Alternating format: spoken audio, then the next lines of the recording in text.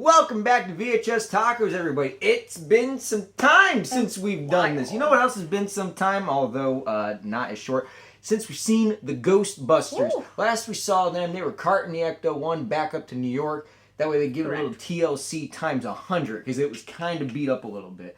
You know what else has been given some TLC? The Ghostbusters franchise. I dog on Sony every waking moment that I possibly... Not as much as WB. They do deserve it. They do. But you know what I love and respect about them? They love and respect the Ghost Corps, and they love and respect Ghostbusters, because Afterlife was fantastic. It's like they listened to everything that we had to complain about 2016's Ghostbusters, and they said, all right, fine, you know what? Let's just go ahead and let's just listen to everybody. Yeah, you know, there may have been a little too much fan service, whatever that means, but it was a great story, set up a great new cast of characters, respected the old crew, and said, okay, on to the future. Now here we are with Ghostbusters, Frozen Empire, delayed from December. I already could have had it on Blu-ray, but no. Ghostbusters Frozen Empire picks up very shortly after Afterlife. No spoilers. It's a wonderful, enjoyable, really edge-of-your-seat opening. It's real kinetic. It's a lot of fun. We've got some different camera movements going on. Everybody's bouncing off of each other, but everybody feels like a seasoned Ghostbuster, which is nice, you know, because, like, yeah, we loved Afterlife. We loved getting them to figure out, like, oh, what's the proton pack do? What's this? Is this Ghost Trap? Oh, wow. No, you know, that's cool. We already had that discovery moment gone. Now it's time to start getting a little bit more seasoned, like my food. You know what else is seasoned? Our vets making a comeback. As you've seen in the trailer, yes, we've got Venkman, we've got Zedmore, we've got Janine, and of course we've got Ray. Everybody's back. In what capacity? I'm not telling you guys. Come on, that's a spoiler. We don't do that here. You also may have noticed a particular green ectoplasmic spud as well, but we're not going to spoil how he makes a comeback either. But let me tell you, it's a good one. It doesn't overstay its welcome. It's sub 2 hours. But what it does is it expands the Ghostbusters mythos in a huge, huge way. They do a lot of new things which really, really make the universe vast and grand, but without being too overbearing. Without saying, hey, look at what we could possibly do in the future. It keeps things in the here and now, which I very much appreciate. Just like the new ideas and techs and gadgets and everything like that we have introduced in this movie, we also get a new set of people as well. Some crew, some outsiders, some informers, some insiders.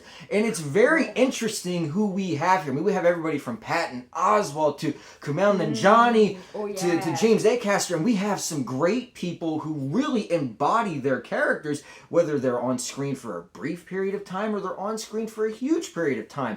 I never thought I'd see the day, outside of possibly the Eternals, where I actually said, you know what, Kumail Nanjiani is wonderful. I love what he does, and you know what, I want to see more of him. But guess what?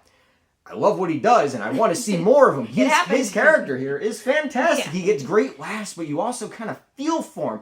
Oh, Mr. Tucker, what? I'm not telling you because... No spoiler! To keep things new and fresh, the Ghost Corps have decided no more Gozer, no more retreads or anything like that. We're going to get a new bad guy with Garaka and his Death Chill. We get a brand new bad guy, brand new design, brand new powers, brand new mythology, and it all works extremely well. There's a nice build-up to the bad guy. There's a nice build-up to the reveal. Me, personally, I think the reveal is one of the most interesting and effective ones that we've had in the franchise. It may be a little too intense for some of the wee younger ones, but it is really, really well done. And visually, let's move on to those visual effects. Visually, this is a great movie. I love how, just like with Afterlife, we are taking a nice combination of the practical and the digital, and we are melding them together. When we get to a certain green ectoplasmic spud, you can tell that it is a practical effect with some visual effect overlay. You can tell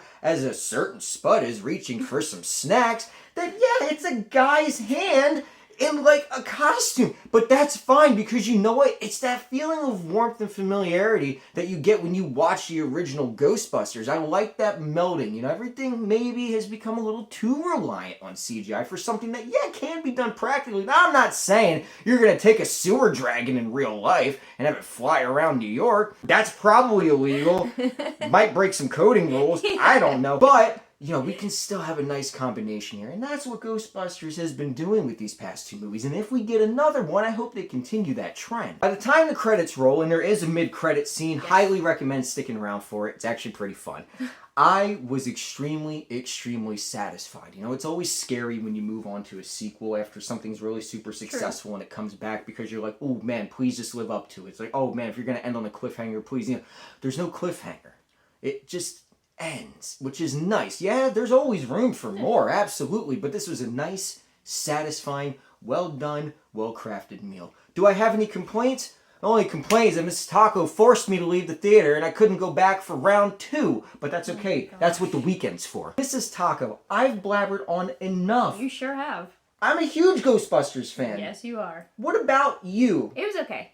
Okay. No. What did you like about it? It was okay. It was just, you know, I feel like for the bad guy, there was a lot of lead up and I was really excited, but then I'm not going to give anything away, but me personally, I just felt like the big, like, climax of it was kind of like, oh, okay. See, and that's the difference between a Ghostbusters fan and one of those outsiders, right? We don't listen to the outsiders here. They're wrong. It was okay. Non-believer, if you will. Yeah. So as you can tell, we had a fairly enjoyable experience. Yeah. Some more than others. But overall, it was a great time. We did see this in Dolby for a particular reason. And honestly, Dolby is where it's at. I really don't know if I noticed a difference. You didn't feel the seat shake?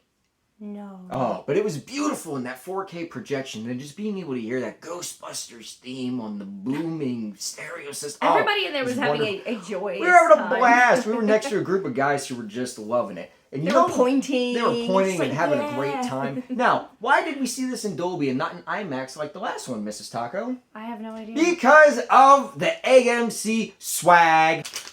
So, if you see this in Dolby opening weekend, you do get a mystery pin. One of, I don't remember, but there it is on the screen right there. We haven't cracked ours open yet. No. So, Mrs. Taco, without further ado...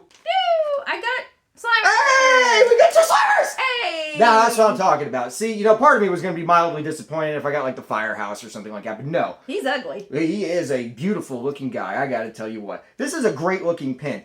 You, too, can be the proud owner of a Ghostbusters Frozen Empire mystery pin if you see this in Dolby opening weekend, as long as they are in stock. Just good luck if you go. You know what else you could possibly get your hands on, which I didn't tell Mrs. Taco about, but I went and did it anyway. You can be the proud owner of your very own Mini Puff Liquid Vessel, aka Cup. And this is great. Look at this guy. Quality cheap plastic for the low price of $20. But wait, there's more. It has a reversible head. This is going on the shelf. No, actually, when I say shelf, I mean mantelpiece when everybody walks in. Can you go actually right behind us? Is oh, that Indy? It can. Indy. Sorry, Indy, you're getting replaced, buddy. No, but there's plenty of stuff. They got this collectible cup. They've got a Ghost Trap popcorn bucket. Yeah. They have other tall, regular collectible cups. I mean, if you name it, chances are your AMC has it. Hopefully, fingers crossed, of course. So if you guys had a chance to check out Ghostbusters Frozen Empire, of course, let us know down in the comments below what you liked about it, what you didn't like about it. If you side with me, you side with Mrs. Taco, or you side apparently with the critics who said, oh, this is too overstuffed and not good. Nah, nah, nah. Who cares? It's Ghostbusters, and they're back and better than ever. And until next time, guys, this has been VHS Tacos signing off. I actually need to confirm my booking for IMAX tomorrow. May have to call out for more. Adios. Woo!